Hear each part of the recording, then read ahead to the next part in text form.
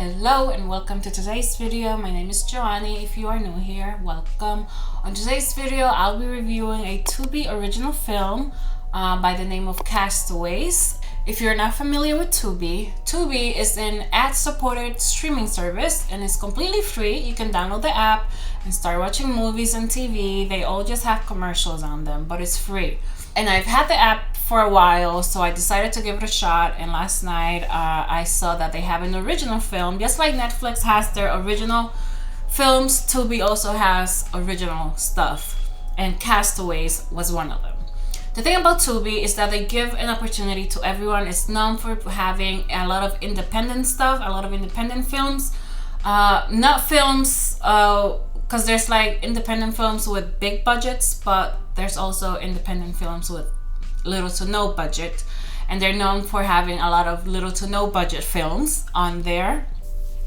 There's even a joke on Twitter about Tubi. People are always making fun of it because of the stuff that they have on, all the content. And they're known for having a lot of movies that are just over the top. Even their description on Wikipedia is Tubi is an American over-the-top content platform and ad-supported streaming service owned by Fox corporations. And it actually has a lot of users. It has 33 million users. So it's a great platform for indie filmmakers to have their films watched and just reach a wider audience than that they would normally get. So that's why I like them. You know, they might have a lot of bad stuff, but there's also good stuff if you actually take time to look for it. I didn't have any time to look for anything good. They were advertising this film right on their front page, just like Netflix pushes their films. They were pushing this film when I opened the app, Castaways, a Tubi original film. So I decided to go ahead and watch it.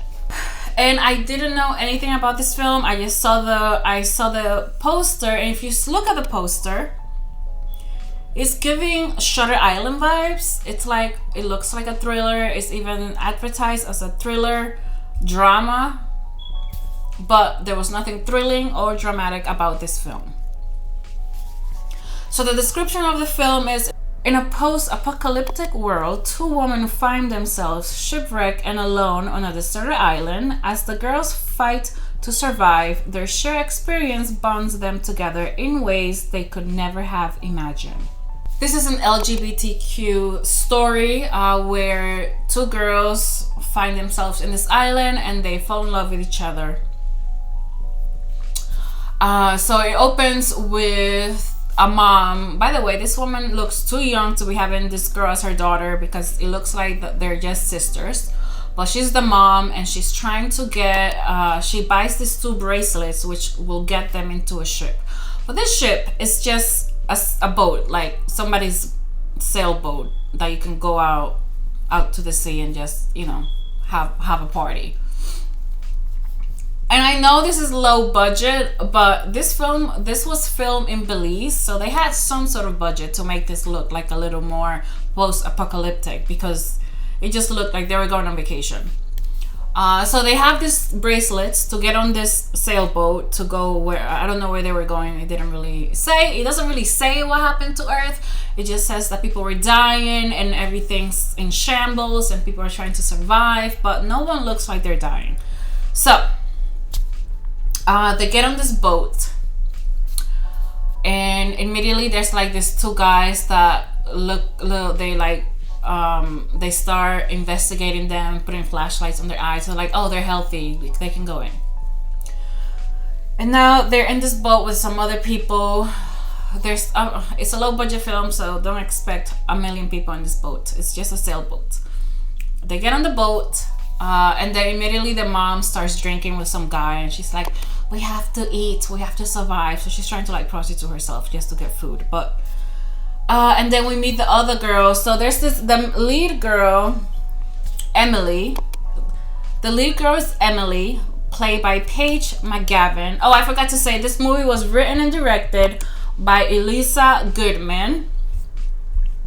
And it stars Paige McGavin, who plays Emily, one of the girls that falls in love with the other girl. And then Cara, played by Sophia Mason. I like Cara better than Emily. I thought Sophia Mason did a better job acting than Emily. But Emily wasn't bad. I mean, the girl that plays Emily wasn't bad, but it's just, I don't know. The whole movie was boring to me. And I don't want to talk bad or like. This movie was just not for me. I was expecting it to be a little more exciting. I thought that they were gonna try to fight for their lives, or I don't know. They just like got on this. Oh yeah, how did they get in the island? After they're on the boat and the mom is like flirting with this guy and the daughter's like, "Mom, please stop. You're embarrassing me." We meet Kara, who's like playing a poker game with some other people, and they like exchange looks. Then Emily goes to her bed and Kara knocks on her door and she's like, "Lock your doors." And Emily's like, "Okay." So then there's a storm and then the ship just gets wrecked and Emily and Kara wake up in this island alone. And then this whole movie, the rest of the movie is just these two girls in this island just like playing around, just talking, and like nothing exciting ever happens. No one comes. Well, not until a little later, but for a big chunk of the movie, the first like hour is just these two girls in this island walking around. They built a shed. Conveniently, they found this suitcase full of stuff. Then they just built a shed with like trees, or I don't know. It was perfectly built. Okay, whoever built it, I'm sure it wasn't them, but they built this little apartment for themselves. Kara's supposed to be the tough one, She has a knife on her, and then she finds this coconut and is trying to open it with like a rock. I'm like, girl, you have a knife right there. Just use the knife. Back to the boat. When they're on the boat and they were like making out with some guy, this is supposed to be like an end of the world movie. This is supposed to be like a rescue boat that's gonna transport people somewhere. There should be food in this boat. So I'm like, why is she trying to prostitute herself for food? Shouldn't they have food there already? Isn't this? And it's not like it's an army. It's not the army. It's just some random guy's boat. They didn't even bother to get army costumes to make it look like this is this is army or government or whatever. It's just like some rich guy's boat, and then they showed their bracelet, got on the boat. So they're on this island, and Emily mentions that it's been 2 years since this thing happened on Earth that was wiping out everyone, but no one ever says exactly what happened. They just keep saying that people are dying and they lost their family, their dad, but no one ever really explains what's happening. But they're just like, they decided to just stay on this island. When they got there, the daughter Emily starts like screaming for her mom, and then she just gives up, and then they're just hanging out, swimming and catching fish. This is supposed to be a lesbian love story, but these two girls had no chemistry at all. I felt like it was rushed. They just put them in this island, and then like 20 minutes later they're like in love, but it doesn't show the progression of them like kind of getting to know each other and just like trying to help each. I don't know. This movie. I'm sorry, Elisa Goodman. I'm sorry, but this movie was not for me. I feel like they could have tried a little harder or cast actors that had a little more chemistry. They have no urgency to get out of this island. They're just like, oh yeah, la-di-da, we're here and this is where we're gonna stay. They don't even try to explore the island. I think there was one scene they were like, oh, let's explore the island, and they just go into a waterfalls and then they start swimming again. I was like, oh, more swimming? Then the girls, Emily and Kara, get into an argument because Emily, all of a sudden, she like wants to leave. She wants to find her mom, and Kara's like, no, we belong together. I'm like, girl, you sound a little possessive. You just met her 20 minutes ago. And then they get into this fight, and then Kara, Sophia's the actress, Kara just runs off, and she's like, I'm leaving. But then she runs into a cave, and then she is sitting down in the cave and comes back, and somehow Emily found chairs and a table and put together this fancy dinner for them to celebrate like her birthday. But it's just like, oh, it's a surprise. I'm like, oh my god, what is going on in this movie? There was no drama, there was no suspense, there was no conflict. They were just like walking around this island. Then there's this one scene when they're swimming again, and then Kara gets bit by something, and then in 0.2 seconds, as soon as she gets bit, she starts shaking and she's like, she has a fever. I'm like, you know, I don't know how this works with getting bit by a jellyfish or something or whatever, but I feel like rushing for her to like start shaking and have a fever so soon is not really realistic. I don't know, maybe I'm wrong. Maybe this is a very special fish, because you know there are some snakes so that as soon as you get bit you have like 5 minutes or you die. Maybe there's a fish like this. I don't know, there were some scenes in this movie that I was like, what? This makes no sense. And then later in like the third act, a guy shows up in a boat, and I think they just wanted some hot guy to be in this movie, because this guy just shows up and he claims to be from a rescue team. He's like, oh, I'm part of the rescue team, but you can tell from the beginning he's lying. But these two girls are so like you can tell he's lying, but they couldn't tell. So they start hanging out with this guy. He moves into the island with them, and they're like talking and like being buddies, and you can tell that he's kind of he might have a crush on Emily, but Kara is like, that girl's mine.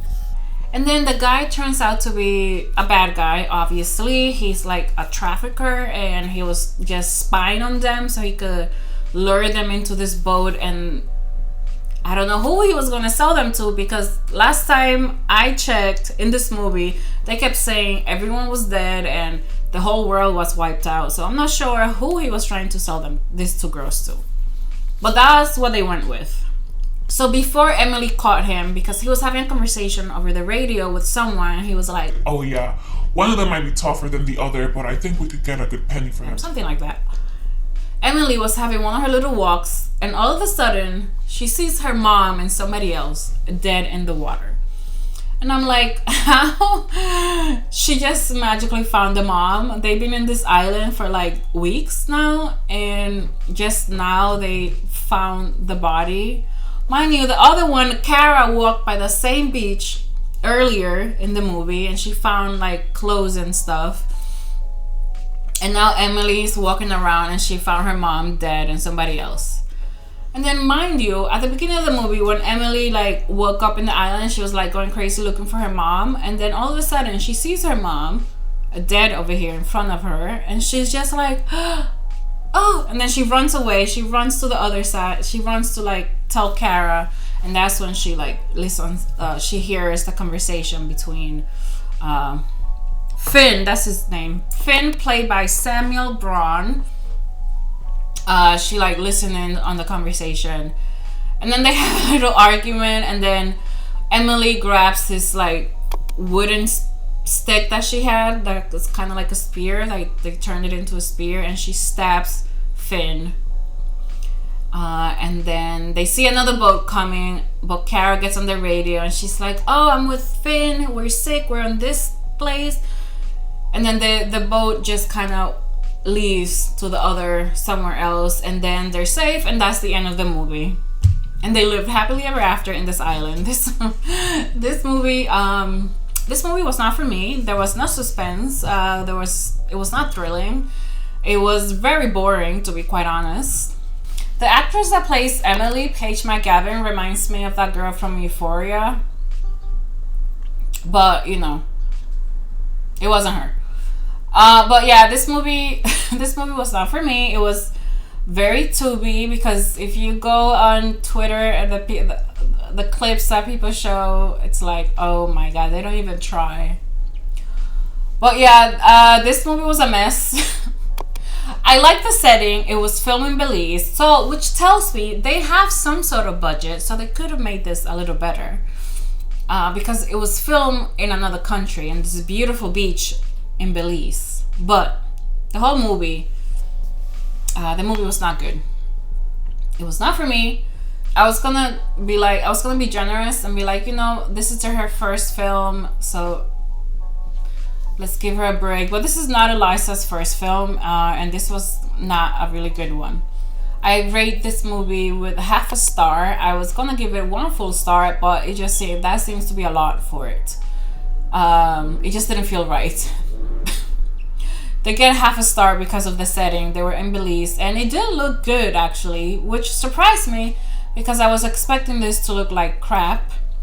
But there are some scenes when they're on the boat that it didn't look so good. Like the whole storm really looked bad and fake. But once they're on the island, everything looks pretty good. So I was surprised by how I mean, I guess I wasn't surprised. I don't know why I was expecting this movie to be good, because Tubi has a reputation for just putting out really bad films. But the poster was giving me Shutter Island vibes, and if you look at the poster looks like it could be a good movie, but it's not.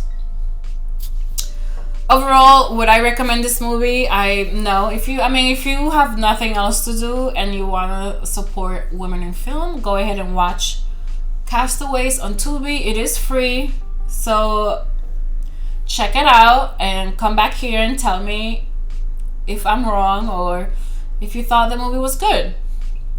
Personally, I did not care for this movie. It's an hour and a half, and that I feel like they could have taken a lot of the scenes where they're just talking and walking and swimming around this island out, and put in some more suspense in there and added some, I don't know, somebody in the island that's like a threat to them, or I don't know. This movie was not good.